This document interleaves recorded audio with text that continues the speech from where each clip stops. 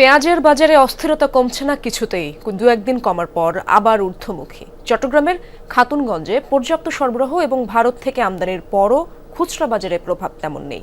এজন্য আড়তদারদের কারসাজিকে দায়ী করছেন বিক্রেতারা। অন্যদিকে প্রশাসনের তদারকি না থাকায় ক্ষুব্ধ ভোক্তারা।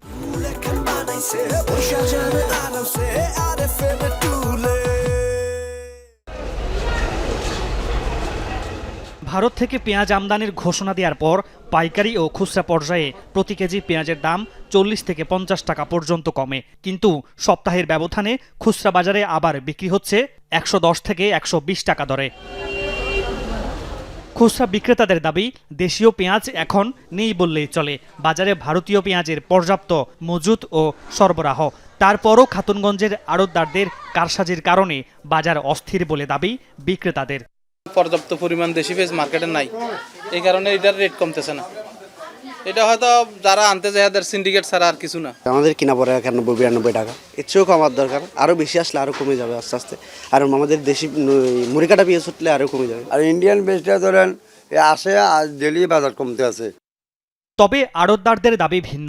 মুহুরি কাটা পেঁয়াজ বাজারে পুরোদমে সরবরাহ শুরু হলে দাম কমবে বলছেন তারা। অন্যান্য বছরের তুলনায় এবছর অনেক বেশি দিন গেছে দেশি পেঁয়াজ, বাইরের থেকে রপ্তানি আমদানি হয় নাই। হ্যাঁ, এখন শেষ পর্যায়ের কারণে সংকট হয়ে গেছে। কিছুদিন পর, 1 মাস পরে আমাদের মুড়ি কাটা চলে আসবে। মুড়ি কাটার পরে আবার আমাদের আরেকটা পর চলে আসবে। আশা করি সংকট থাকবে না।